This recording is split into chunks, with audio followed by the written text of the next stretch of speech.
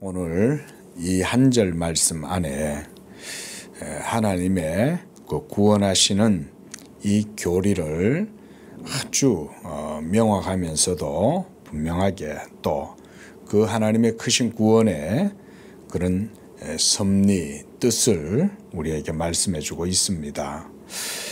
사도는 하나님이 우리를 구원하시되 거룩하신 소명, 하나님의 분명하신 뜻과 목적을 따라서 우리를 불렀다, 이렇게 말씀을 하고 있습니다. 여기에서 거룩하신 소명이란 그 부르심이 하나님의 뜻에 달려 있기 때문에 이렇게 말씀을 하는 거고요. 또 그 부르심은 분명한 목적이 있기 때문에 이렇게 말씀을 하는 겁니다. 그리고 또 다음에서는 우리의 행위대로 부르신 것이 아니다, 이렇게 말씀을 분명하게 하고 있습니다. 지금 우리가 예정론을 보고 있는데 예정론을 제가 처음에 시작하면서 드린 말씀을 여러분들이 기억을 하실 것입니다. 예정론이라고 하는 것은 우리가 굳이 거기에다가 어떤 프린시플이라든가 또는 시올이라든가 이런 것들을 뒤에 갖다 붙인다 하더라도 사람이 만든 게 아니라 성경 속에서 하나님이 하신 행동, 결정, 뜻, 이런 의미를 얘기하는 겁니다. 그러니까 이 하나님의 예정, 이것은 사람의 그 어떤 의지나 결정이나 선택이나 이런 것과는 아무런 상관이 없습니다. 오로지 천지 만물을 창조하신 하나님 그분 자신의 선하신 뜻과 결정, 의지, 행동, 전적으로 이런 것으로만 이 의미가 이루어지는 겁니다. 그래서 우리의 행위대로 하심이 아니라는 것은 하나님의 기쁘신 뜻과 목적이 있었다는 것을 얘기하는 거예요. 그렇게 해서 하나님께서 우리를 이 죄악 가운데 있는, 사망 가운데 있는 우리를 부르셨다, 이렇게 말씀을 하고 있습니다. 또 그 부르심에 대해서 그 다음에는 더 구체적으로 얘기를 하고 있습니다. 오직 자기의 뜻과 또 영원전부터 그리스도 예수 안에서 우리에게 주신 은혜대로, 요 하반절은 이렇게 우리가 세 가지로 생각을 해볼 수가 있습니다. 하나님의 뜻, 여기에서 자기의 뜻이라 그랬으니까 이것을 우리가 뭐라고 하냐면 오로지 하나님 그분 자신이 스스로 만족하고 충족할 만큼의 합당한 그런 뜻이다, 이런 말이죠. 자, 그 어떤 하나님 이외에 다른 존재의 어떤 피드백을 받는다든지 다른 존재의 어떤 찬성을 받는다든지 동의를 받는다든지 이렇게 해서 이루어진 게 아니라 오로지 영원하신 하나님 그분 자신 스스로가 이거 이렇게 하면 내 영광을 드러내는데 가장 합당하고 정당한 그런 거야, 그거를 하나님이 결정했다, 이 말인 거예요. 이런 개념은 아주 우리 장로교회 개혁신앙을 추구하는 성도들에게는 굉장히 중요한 개념입니다. 우리가 셀프 서피션트, 그러니까 자충족이란 말을 쓰잖아요. 그건 하나님의 실체 개념이거든요. 실체. 자, 자충족하단 말은 인간은 자충족할 수 없죠, 그렇죠? 벌써 뭘 먹어야 된다는 것 자체가 자충족하다는 말이 아니에요. 자충족이라는 이 말은 실체란 말이에요. substantia. 실체라는 말은 뭔 말이냐면요, 어떤 개념이냐면 그 자신 이외에 다른 어떤 것도 의지하지 않거나 영향을 받을 필요 없이 스스로 충만하게 존재할 수 있는 그런 상태, 그런 존재를 실체라고 해요. 그러니까 하나님은 말 그대로 실체이시고 또 그분은 자충족하신 거예요. 자, 이렇게 자충족하신 하나님이 어떤 뜻을 발휘하신 거예요. 뜻을 세우신 거예요. 뜻. 그 다음 의지라고 합시다. 또 결정하셨겠죠? 그리고 행동하시겠죠?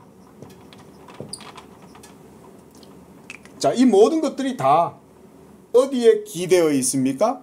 모두 다 여기에 기대어 있는 거예요. 그렇죠? 하나님이 자충족하시기 때문에. 그래서 여기서도 9절 말씀에서 자기의 뜻이라고 할 때 그 자기라는 말은 하나님의 충만하심, 충족하심 이런 말이에요. 충만. 우리가 뭐 충만 이런 말 쓰죠. 그 다음에 충족이다. 같은 말이죠. 하나님 그분 자신의 존재에 합당한, 하나님 그분 자신의 존재성에 부합했을 때 정당한 또는 합당한,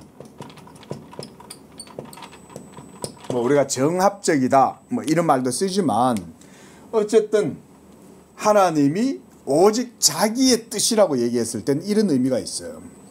그러니까 무슨 말이냐면 하나님이 우리를 부르심, 소명, 또 그리스도 예수 안에서 우리를 예정하심,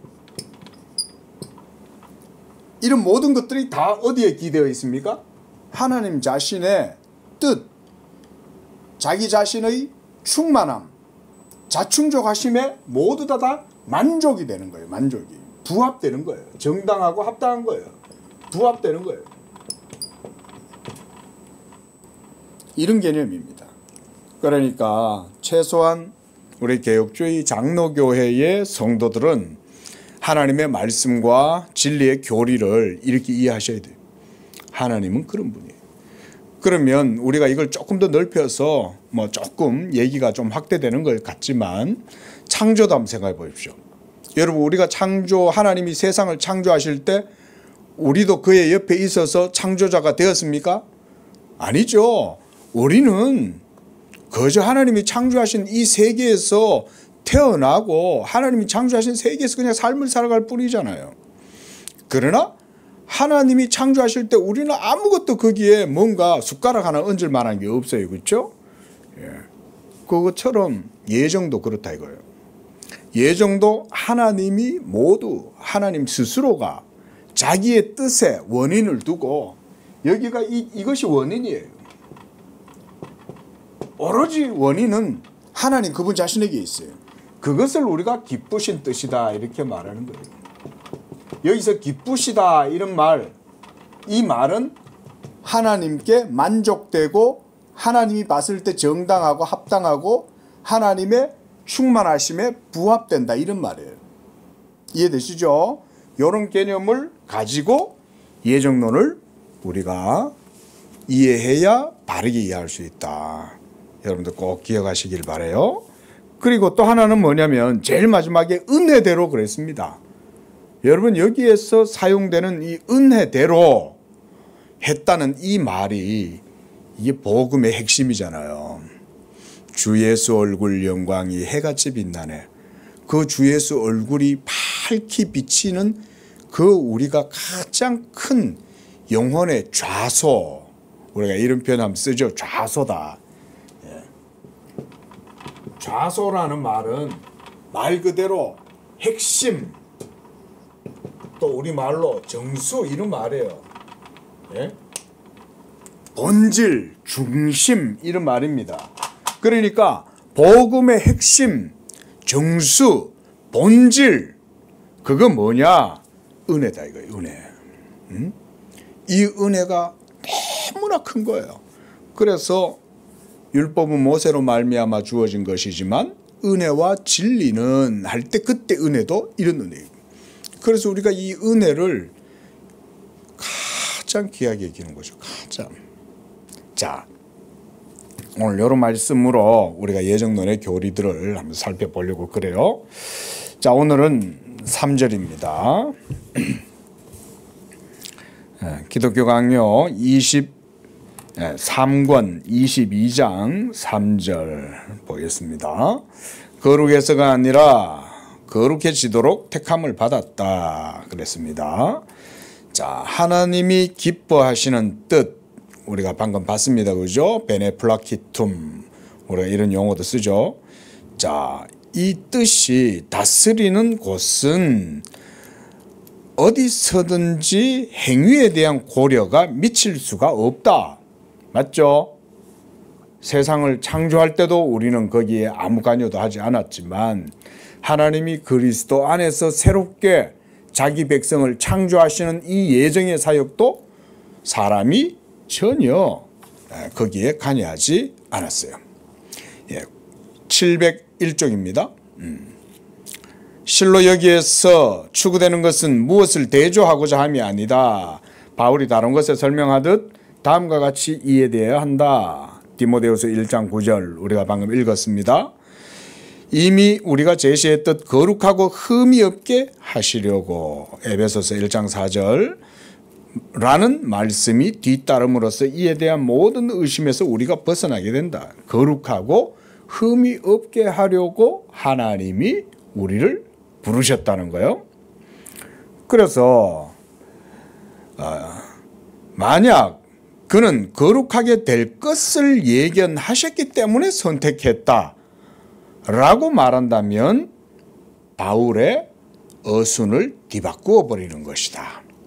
그러니까 우리가 지난주부터 해서 예지 예정이냐 예정 예지냐 이것에 대해서 지금 칼빈이 계속 강조하고 있는 겁니다. 자, 지난주 한번 상기해 보십시오. 예지 예정과 이거는 중요해요. 자, A라고 합시다. 예지 예정과 그 다음 예정 예지 이 두 가지에 크게 이 두 가지 견해죠. 자, 그런데 여기는 인간의 어떤 자유의지라든가 인간의 가치가 여기에는 나타나요. 그런데 예정 예지에는 하나님의 주권, 뜻, 영광 이런 것이 여기에 나타나겠죠. 그렇죠? 요거 지난주 우리가 말씀을 드렸습니다. 그래서 이렇게 생각하시면서 보시길 바라요. 자, 그래서 만약 당신이 그가 우리를 거룩하게 하시려고 우리를 선택하셨다면 그는 우리가 그렇게 될 것이라고 예견하셨기 때문에 선택하신 것이 아니다라고 온당하게 유추할 수 있을 것이다. 왜냐하면 경건한 사람들이 선택으로부터 거룩하게 되는데 이른다는 것과 행위의 원인으로 삼아서 선택에 이르게 된다는 것, 이 두 가지 요거죠. 서로 상충이 되는 거죠. 자, 여러분 성경적으로 봤을 때 어떨까요? 성경적으로 보면 당연히 이 B의 견해가 성경에 가장 잘 부합되죠. 성경에서 하나님은 자기를 어떤 분으로 말씀합니까? 나는 은혜 줄 자에게 은혜를 베풀고 긍휼히 여길 자를 긍휼히 여긴다. 그래서 다름질하는 자로 말미암지 아니하고 자기 열심으로 말미암지 아니하고 오직 부르시는 이의 뜻으로 말미암는다. 하나님은 토기장이다. 하나님은 낮추기도 하시고 높이시기도 하신다. 하나님은 애굽의 바로 왕을 강박하기도 하시고 느부갓네자르도 하나님이 무너뜨리고 헬라 제국의 대왕 알렉산더도 꺾어버리시고 하나님이 자기의 영광을 위해서 고레스도 세우고 하나님이 자기의 주권과 영광을 드러내신다. 여러분 성경을 보면 성경의 하나님은 이런 분이죠. 나는 내 영광을 다른 자에게 주지 아니하리라. 하나님이 명확하게 얘기하잖아요. 나는 질투하는 하나님이다. 나는 내 찬송을 우상에게 다른 헛된 것들에게 내 찬송과 내 이름을 돌리지 않는다. 어때요? 성경은 명확하게 하나님의 자기의 이름과 영광을 위한 열심 이런 것을 얘기하잖아요. 근데 하나님을 믿는다고 하면서 인간 중심적으로 믿는다는 게 그게 말이 되겠어요? 성경 속에서 하나님은 명확하게 그렇게 얘기하는데 사람이 지가 뭐라고? 예? 막 이걸 주장하는 거죠. 응? 내가 선하게 살고 내가 하나님을 믿고 그렇게 그 공로를 하나님 미리 예견해가지고 거기에 기초해서 나를 예정하셨다. 이게 말이 되냐 이거예요. 이건 어불성설이죠.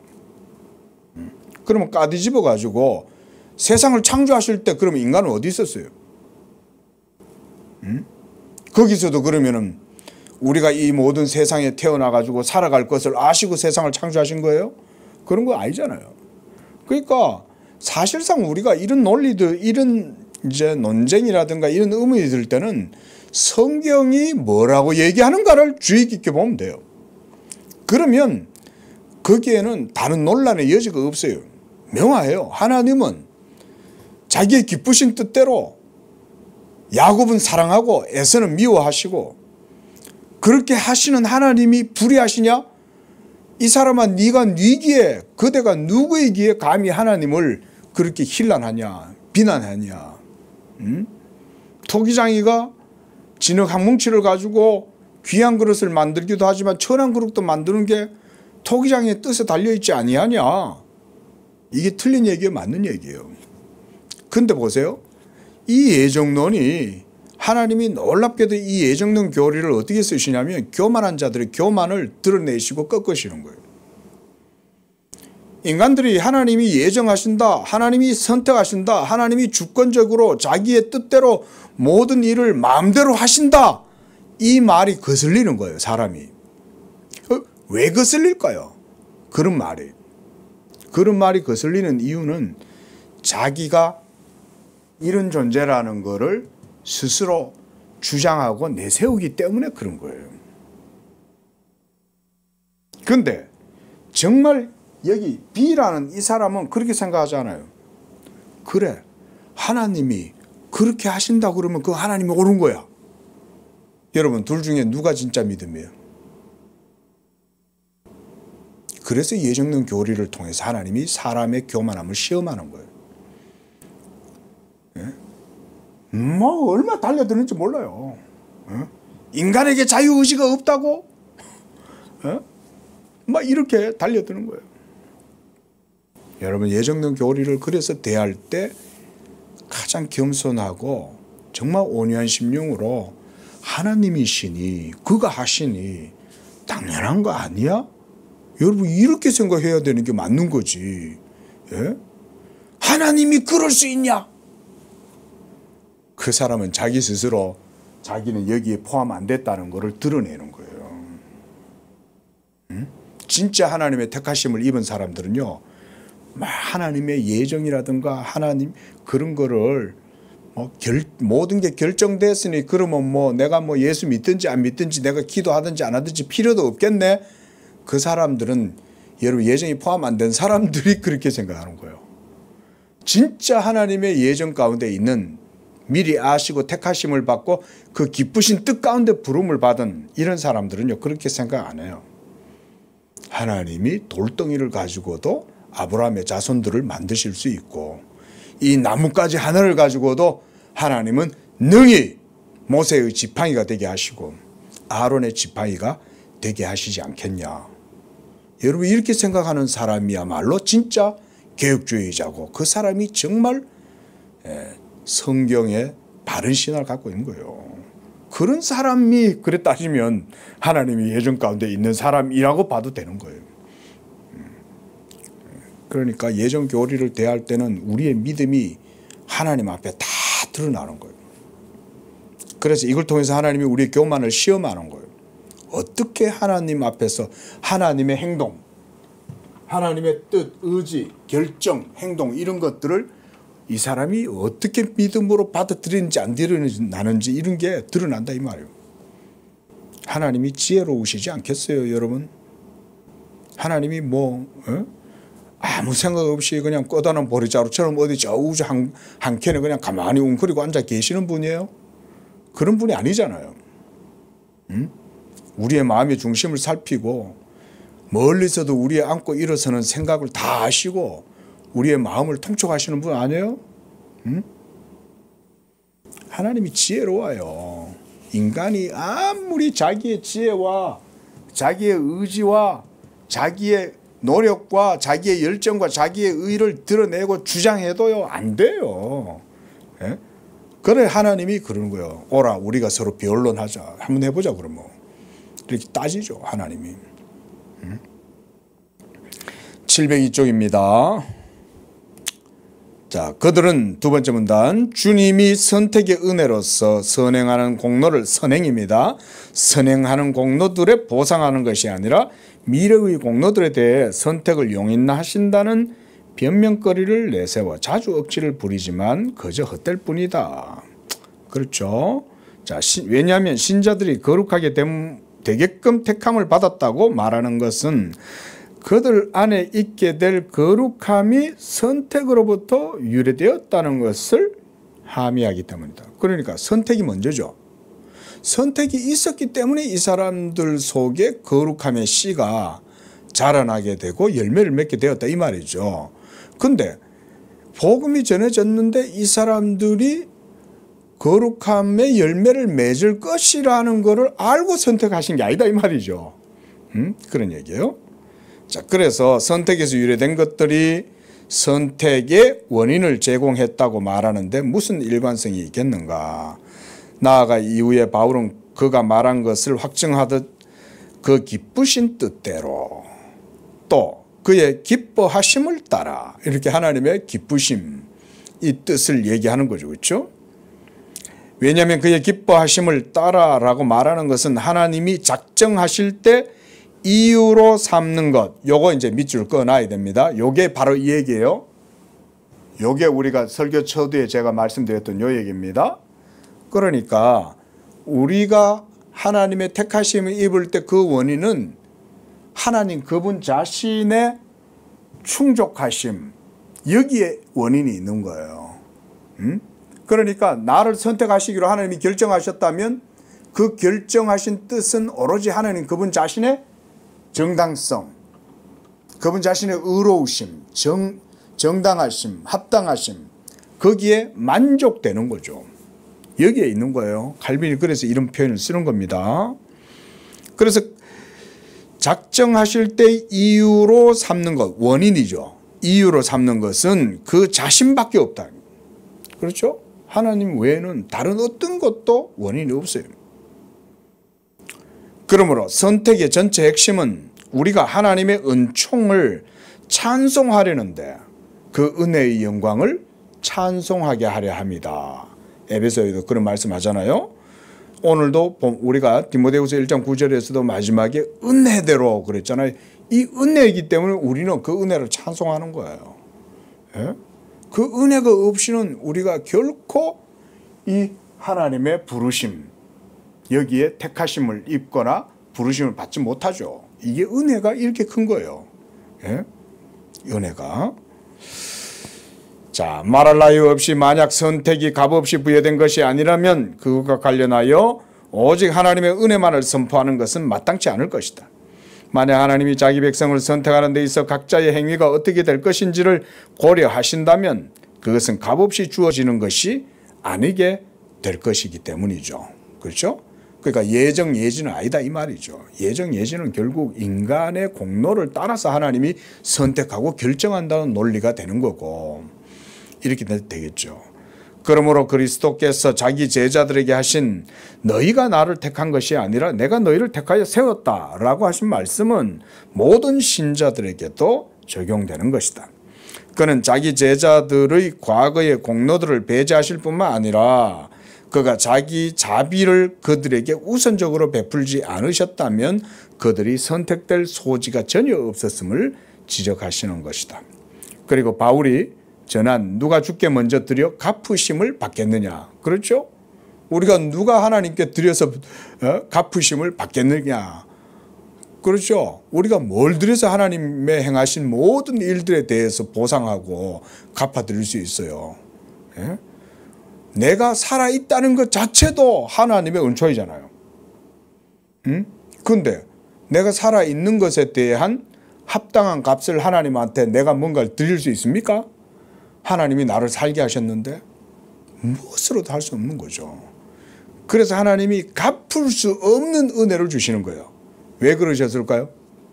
이쯤 되면 이제 개혁신앙을 추구하시는 장로교회 성도들은 따끈한 답이 나와야 돼요. 왜 하나님이 갚을 수 없는 은총을 우리에게 베풀어 주셨을까요? 왜일까요? 인간에게 이 공로를 돌리지 말고 전적으로 하나님께 영광을 돌려라 이 말인 거예요. 그거 외에는 없어요. 703쪽 넷째 줄입니다. 여기서 사도는 하나님이 자기의 선하심을 사람들의 어떠함보다 앞세우시고 그들에게서 자기를 기쁘시게 할 것은 과거의 것이든 미래의 것이든 그 무엇도 찾지 않으신다는 사실을 보여준다. 4절입니다. 선택은 미래에 있을 행위의 가치가 아니라 전적으로 하나님의 부르심에 따르는 것이다. 로마서에서 바울은 이 논의를 심오하게 반복하고 상세하게 추구한다. 로마서 9장 6절 이스라엘에게서 난 그들이 다 이스라엘이 아니요 라고 전한다. 왜냐하면 비록 그 모든 사람이 상속권으로 복을 누렸다고 하더라도 모든 사람에게 동일하게 그것이 계승이 일어나지는 않았기 때문이다. 그러니까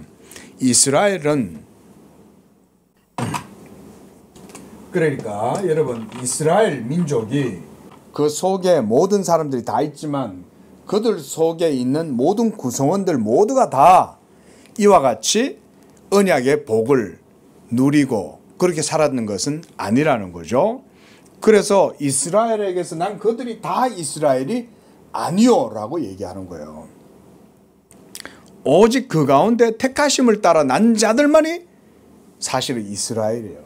그래서 전체 이스라엘, 그러니까 우리가 이걸 부르심을 이스라엘이라고 하는 하나의 국가적 부르심이라고 했을 때 그 국가 공동체 안에 있는 모든 사람들이 다 하나님의 영적 이스라엘은 아니에요. 다만 그들은 외형적으로, 형식적으로는 할례도 받았고 이스라엘 백성이라고 스스로 말하겠지만 그렇지 않은 거죠. 예수님이 사역하실 때도 예수님이 나다나엘을 보면서 뭐라 그래요? 이는 참 이스라엘 사람이로다. 그 속에 간사한 것이 없도다. 이러면서 나다나엘한테는 그렇게 말씀하셨죠. 이는 참 이스라엘 사람이다. 예수님이 그 신성한 신적인 눈을 가지고 나다나엘을 간파하시고 아시는 거죠. 그런데 유대인들을 바라보면서 이 회칠한 무덤들아 이렇게 얘기하잖아요. 이 독사의 자식들아, 너희는 율법의 짐을 한 짐도 안 지면서 다른 사람들한테는 지옥의 짐을 지우냐 이러면서 너희가 연자맷돌을 들고 그냥 바다에 빠져라. 그러니까 모든 사람들이 다 이스라엘이 아니에요. 자, 이 논의의 기원은 유대 백성과 교만과 거짓된 허영으로부터 시작되었다. 왜냐하면 그들은 교회라는 이름이 그들 자신을 지칭한다고 주장하면서 자기들의 뜻에 의지해서 복음을 믿기를 원했기 때문이다. 자기들의 뜻에 근거했다는 거죠. 마찬가지로 오늘날 교황주의자들도 이러한 잘못된 구실을 내세워 하나님의 자리에 기꺼이 그들 자신을 세우려고 한다. 바울은 아브라함의 후손이 언약으로 인해 거룩하다는 것을 인정하면서도 그들 중 많은 사람들은 그 언약 바깥에 있다고 주장한다 이 말이에요. 그러니까 이스라엘이라고 다 이스라엘이 아니고 이건 구약이죠. 그러면 신약은 어때요? 그리스도인이라고 해서 다 그리스도인이 아니다. 그러니까 교인과 우리가 굳이 말하면 교인과 성도가 구분되는 거죠. 그죠? 교회 속에 교회 다닌다고 해서 그들이 다 아브라함의 참 이스라엘은 아닌 거죠. 자, 그래서 이는 그들이 적자의 자리에서 서자의 자리로 강등된 상태에 있기 때문일 뿐 아니라 하나님의 특별한 선택이 모든 사람 위에 뛰어나고 그들을 다스리며 유일하게 그의 자녀 삼으심을 확증하기 때문이다. 그러니까 쉽게 말하면 하나님의 선택에 의해서 참 이스라엘이 결정되는 것이고 그렇게 된다는 거죠. 그러니까 역으로 보면 하나님의 선택이 결정하는 거지 인간의 그 어떤 행위나 그 어떤 인간에 의해서 원인이 제공되는 건 아니다. 이 말이에요. 자, 만약 어떤 사람들은 그들 자신의 경건으로 704쪽 구원의 소망 가운데 세워진 데 반해 다른 사람들은 오직 그들 자신의 반역 때문에 배척되었다고 한다면 바울이 그의 독자들을 줄곧 들어올려 은밀한 선택에 이르렀다고 한 것은 매우 어리석고 불합리할 것이다. 그러니까 이런 말이에요. 성경 속에 보면 막 이렇게 예를 들어서 가령 예를 들어 가지고 우리가 가룟 유다라고 한번 해봅시다. 가룟 유다. 가룟 유다는 처음에 그리스도의 제자와 사도들의 수에 들어와 있었어요. 근데 들어와 있었는데 결국은 그는 사도의 그 자리에서 뺏기고 쫓겨나고 그리고 망하죠. 대신 그 자리에 다른 사람이 그 사도의 수에 들어오게 되는 거죠. 그렇죠? 자, 이렇게 될 때 사람 그 자신에 의해서 이루어진 거냐? 그게 아니라는 거죠. 그래서 예수님이 이 가룟 유다의 운명에 대해서 뭐라 말씀하십니까? 차라리 저는 나지 아니하였으면 좋았으련만 이렇게 얘기하시지 다르게 얘기하지 않아요. 그 말은 뭘 의미하냐면 하나님의 주권적인 섭리와 뜻이 있다 이 얘기인 거예요. 예수님조차도 하나님 아버지께 그 원인을 돌리는 거죠. 예. 그러나 너희는 그렇지 아니하다. 베드로야, 사탄이 너를 밀가루로 너를 아유 그냥 박살을 내려고 나한테 너를 내놓으라고 와가지고 막 나한테 대들더라 이 얘기요. 마귀가. 그 예수님이 허락지 않았다 그래요. 응? 왜 허락지 않으셨을까요? 베드로는 하나님 아버지께서 그리스도에게 주신 자이기 때문에 그리스도께서 그를 지키시고 보호하시는 거예요. 그러던 거죠.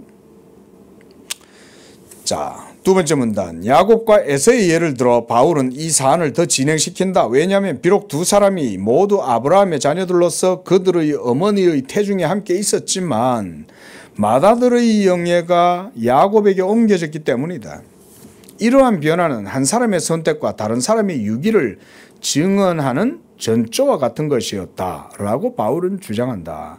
만약 그 기원과 원인에 대한 그러니까 선택의 기원 얘기예요. 이 선택의 기원과 선택의 원인에 대해 누군가가 질문을 하면 예지의 교사, 소위 알미니안 또는 피기우스 이런 사람들이 할 수 있겠죠. 그런 사람들은 예지의 교사들, 이들은 사람들의 덕성과 악행을 답으로 제시하려고 할 것이다. 예. 오늘날도 예정, 예지, 예정, 여전히 이렇게 주장하는 사람들 많아요. 자, 그들의 요지는 그저 편의를 쫓을 따릅니다. 이거 솔직히 이 논리는 쉽죠, 그죠? 또 한 가지 또 이런 예가 있어요. 이런 논리 뭐냐면 이거예요. 이 복음주의자들이 주로 많이 사용한 논리 가운데 하나가 뭐냐면 예수 믿으면 천국 가고 예수 안 믿으면 지옥 가요.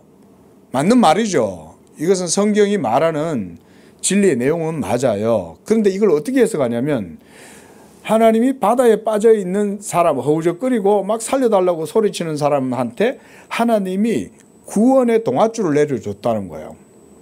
그런데 갑자기 하늘에서 동아줄이 술술술 내려오는 거야. 자, 그걸 바다에 빠져 허우적거리는 사람이 그거를 잡아야 되는데 그걸 안 잡는다 이거야. 응? 그걸 안 잡는 거를 복음에 불순종하는 것으로 이렇게 이제 해석을 합니다. 비유를 그렇게 하는 거예요.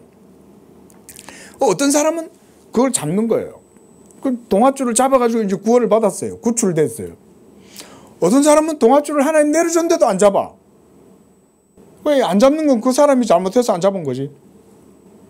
그러니 나중에 하나님이 심판하실 때 야, 내가 너한테 동아줄 갖다 내려줬잖아. 근데 너 왜 그때 그 동아줄 안 붙들었어? 네가 안 붙들었으니까 그러니까 너는 지옥 가야지. 이런 논리를 하면 안 된다 이 말인 거예요. 예? 이게 사실상 굉장히 편한 논리죠. 편하지 않습니까? 이해하기가 쉽잖아요. 응? 동아줄을 줬는데 네가 안 잡았잖아. 안 잡았으니 그건 네 잘못이지. 근데 B는 잡았어. 쟤는 잡았잖아. 쟤는 잡았기 때문에 구원받는 거야. 그러니까 잡고 안 잡고의 선택과 조건이 누구에게 있어요? 사람 그 자신에게 있죠. 동아줄은 하나님은 내려줘요. 내려주기는. 근데 구원받고 안 받고의 결정이 그 사람의 의지와 선택과 결정에 달리잖아요. 이게 복음주의자들이 흔히 빠지기 쉬운 논리예요. 이건 비성경적이에요. 이 성경은 이렇게 말하지 않아요. 이거는 복음의 영광과 하나님의 주권과 영광이 안 드러나요. 그냥 편할 따름이에요. 편해요. 그냥 설명하기는 편해요. 예? 구명보트를 보내줬잖아. 119 대원들이 보트를 타고 가가지고 막 물에 빠져있는 너한테 구명보트 던져주고 막 그랬는데 왜 그거 안 잡았어? 그런 식으로 성경을 쉽게 이해하려고 하면 안 된다 이 말인 거예요. 예?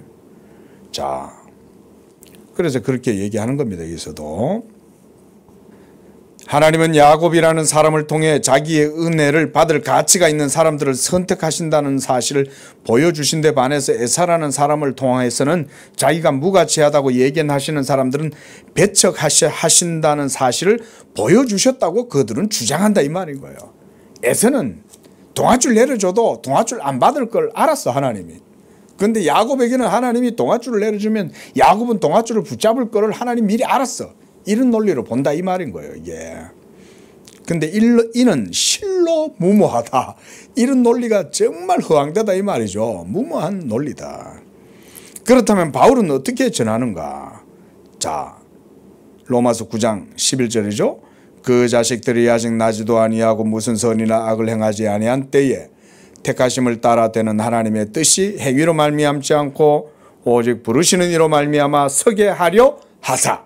그러니까 택하심이 부르시는 이의 뜻으로 이루어지게 하기 위해서 이렇게 했다는 거예요. 그래서 하나님이 큰 자를 택하시지 않고 큰 자는 버려버리고 작은 자를 택하셨다 이 말인 거예요.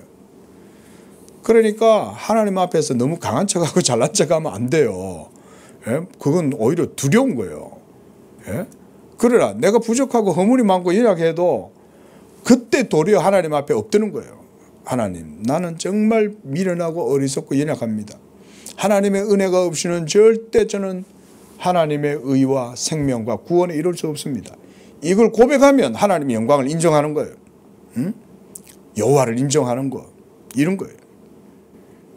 그래서 만약 예지가 705쪽 이 형제들 사이에 구별하는데 어떤 영향을 미친다고 한다면 여기에 나타나는 때에 대한 언급이 분명 부적절할 것이다. 때가 아니죠. 그렇죠? 서로 야곱이 장차 있을 자기 덕성에서 나오게 될 가치를 지녔기 때문에 선택되었다고 인정한다 치자. 그렇다면 왜 바울은 경솔하게도 야곱이 아직 태어나지도 않았을 때 전했으며 아직 선을 행하지 않았을 때라고 덧붙였느냐. 그렇죠? 그들이 아직 나지도 않았음에도 불구하고 이미 하나님이 예언하시잖아요. 네 속에 리브가야 네 속에 두 국민이 있느니라 이러면서 예? 작은 자가 큰 자를 다스릴 것이고 큰 자가 작은 자를 섬기게 될 거다. 이런 예언을 하나님 미리 하시는 거 아닙니까? 자, 넘어가겠습니다. 자, 그러나 사도는 그 다음 문단 이 어려움을 해결하기 위해 한 발 더 나아가 야곱을 자녀 삼으심이 행위로부터가 아니라 하나님의 부르심으로부터 나온 것이라고 가르친다. 행위에 대해 다루면서 그는 미래나 과거의 때를 문제 삼지 않고 그러니까 어떤 한 때에 어떤 조건이 이루어져서 그것 때문에 하나님이 결정하고 선택하는 영향을 미쳤다. 이게 아니라는 거죠. 그죠? 그런 때와 상관없이 이미 창세 전에 벌써 하나님이 결정하신 거예요. 네? 이렇게 생각하면 되죠. 온 세상이 있기도 전에 그리스도 안에서 하나님이 이미 자기의 영광과 자기의 의로우심 이것을 근거로 해서 하나님이 결정하고 그렇게 해서 오로지 자기가 만족되시는 거예요. 그래, 내가 그리스도 안에서 어떤 자들은 택하고 어떤 자들은 그들의 공의 가운데 내버려 두는 것이 예? 하나님의 뜻이고 그건 하나님의 공의의 실행이야. 그걸 통해서도 하나님이 유기자들을 통해서 영광 받으시는 거예요. 여러분, 개혁주의는 이렇게 고백해요. 근데 이걸 인본주의적으로 자꾸 본다 이거예요. 사람들이. 아니 그러면 하나님의 어떤 자들은 지옥에 가는 걸 기뻐하신단 말이야? 이렇게 또 해석한다 이 말이죠. 그런데 하나님의 성경의 뜻은 명확하다 그랬죠. 하나님이 어떤 자들은 미워하고 어떤 자들은 은총을 베풀어 주시는 이 선택과 예정, 결정이 하나님의 기쁘신 뜻이에요. 이것이 그래서 우리 사람이 쉽게 판단하기가 어려운 거예요. 함부로 하나님을 힐난하면 안 돼요. 에? 함부로 하나님을 비난하면 안 돼요. 응? 자, 제가 옛날에 이제 노자책을 잠깐 읽다가 노자도 그 소리를 하더라고요. 도가 만물 가운데 운행을 하는데 그 도가 작동하니까 이 도로 인해서 어떤 자는 복을 받고 하는데 어떤 자는 그 가운데에서 좀 불행을 겪더라. 노자가 그걸 본 거예요. 아주 뭐 해안이 있으니까 통찰력이 있으니까 이제 그렇게 만물에 되어지는 일들을 보고 이제 노자조차도 이제 그렇게 얘기했겠죠. 그래서 제가 그때 그걸 보면서 굉장히 인상적이었어요. 그럼 그걸 우리가 기독교식으로 조금 이렇게 적용해서 보면 사실상 모든 세계에 되어지는 일들은 하나님의 섭리 가운데 이루어지는 거 아닙니까? 근데 그게 비록 하나의 아주 지혜로운 현자, 우리가 철학자라도 세상 만물 가운데 되어지는 일 가운데에도 그런 식으로 보잖아요. 근데 여러분, 진정 살아계신 하나님이 자기의 기쁘신 뜻대로 결정해서 행동한다면 그 행동 그 자체가 의로운 거 아니에요? 근데 그거를 우리가 불의하다고 비난할 수 있겠어요? 그럴 수 없죠. 그러면 그걸 비난한다라고 치면 어디까지 적용되는지 아세요? 하나님은 왜 지옥을 만드셨냐? 여기까지 우리가요 하나님한테 비난하고 달려들어요. 응? 그래서 왜 하나님은 지옥을 만들고 거기에다 사람들을 심판하시냐? 여러분 그 논리는 그대로 거기까지 소급해서 적용돼요. 그러면 끝까지 하나님 비난해요. 여러분 하나님이 비난을 받으시겠어요? 하나님은 그런 분 아니죠. 그래서 우리가 변론해보자 그런 거야. 하나님이 그래 내가 그런 자가 아니냐 이러면서 하나님이 때때로 역사 속에 자기가 어떠하다는 것을 하나님이 때때로 역사 속에 나타내 보여주시기도 합니다. 하나님이 역사 속에 그런 증거를 남겨두시는 거예요. 자, 이런 얘기는 좀 텍스트를 벗어나니까요. 자, 어쨌든 자 마무리를 해봅시다. 자, 이제 이 4절 그 마지막 문단에서 칼빈은 이렇게 정리를 합니다. 마지막 문단 세 번째 줄. 행위에 대해 다루면서 그는 미래나 과거의 때를 문제 삼지 않고 행위를 하나님의 부르심과 결정적으로 대립시키고 있다. 그렇죠? 이게 성경의 바른 이해입니다. 그래서 우리가 고려해야 될 것은 하나님이 무엇을 기뻐하셨는가를 물어야지. 하나님의 뜻, 의지, 하나님이 뭐에 만족하시냐, 자기의 뜻이 뭐냐, 여기에 우리가 포커스를 맞춰야지. 그 뭐예요? 사람들 자신으로부터 무엇인가가 초래되었다라고 그런 것에 묻는 것은 바르지 않다 이 말이죠. 끝으로 위에 본문에 나오는 택하심과 뜻이라는 말을 생각해 보면 하나님의 은밀한 계획 밖에서 고안해내는 모든 원인과 이 원인과는 전혀 동떨어져 있는 것이다. 자, 말씀을 정리해 봅시다. 자, 칼빈의 논지나 성경의 논지는 제가 볼 땐 정확해요. 성경이 얘기하는 바, 바울이 얘기하는 바하고 정확하게 해석하고 있는 거예요. 그리고 저는 좀 더 덧붙여서 바로 하나님이 이런 분이시다. 여러분, 하나님이 어떤 분이에요? 천지 만물을 창조하신 하나님이 후회하심이 있겠어요? 아담이 타락할 것에 대해서 하나님이 모르셨겠어요? 하나님은 다 아시는 거예요. 왜냐하면 하나님은 영원한 분이잖아요. 예? 여러분 조금 예정론을 할 때는 그래서 이런 사유를 해야 돼요. 자, 영원하신 하나님은 시간이 없다. 제가 저번에도 말씀드렸죠. 그러니까 때하고는 상관이 없어요. 우리의 시간 개념은 모두 다 하나님의 영원과는 아무 상관이 없어요. 그리고 영원이라는 개념은 실질적으로 우리는 이걸 이해하기가 불가해요. 우리는 이해 못해요. 그냥 추상적으로 관념적으로 떠올릴 뿐이에요. 아, 그 영원이라는 게 있구나 이런 생각하는 거지 그거 자체가 영원은 아니에요. 그러나 하나님의 영원, 하나님 그분 자신에게 있어서 영원은 곧 하나님의 존재 그 자체죠. 근데 이분은 시간이 없어요. 그 우리가 자꾸 쏟는 게 이 때에 쏟아요. 때, 타임, 시간 여기에 자꾸 쏟아요. 우리는. 그런데 때를 생각하면 모든 인과율, 원인 이거를 인간에게 자꾸 적용하겠죠. 그죠? 그러면 이 인과율을 자꾸 이 영혼과 대립시키는 거예요. 자꾸 인간이. 여러분 게임이 되겠어요? 안 되겠죠? 예? 하나님은 자기의 영광을 위하시고 자기를 위하시고 자기의 이름을 위하시는 분인데 우리가 자꾸 이런 거 주장하면서 이 인과율 원인을 사람의 행위에다가 둔다 그러면 자꾸 하나님하고 부딪히겠죠. 예? 근데 천지 만물을 창조하신 하나님은 이런 분 아니에요. 예?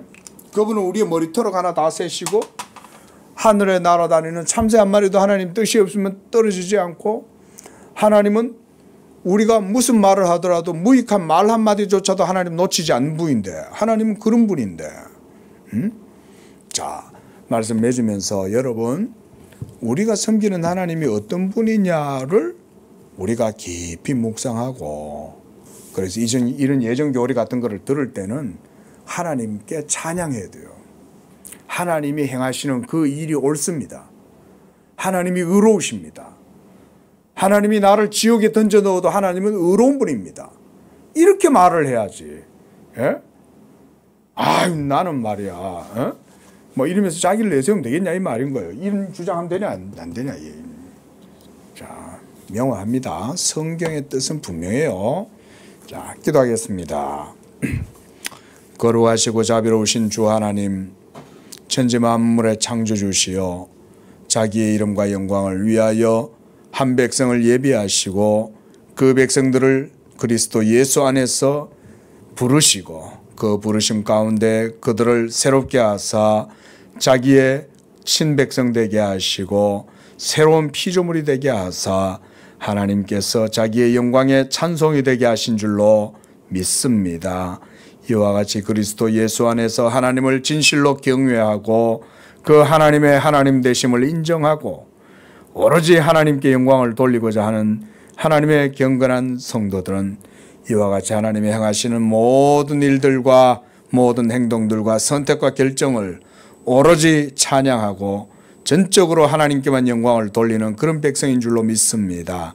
우리 모든 하나님을 섬기는 참된 성도들은 이와 같이 오로지 하나님께만 영광을 돌리고 내 자신을 하나님 앞에서 온전히 내려놓고 오로지 예수 그리스도만을 찬양하는 그런 복된 믿음들 되게 하여 주옵소서. 예수님의 이름으로 기도합니다. 아멘.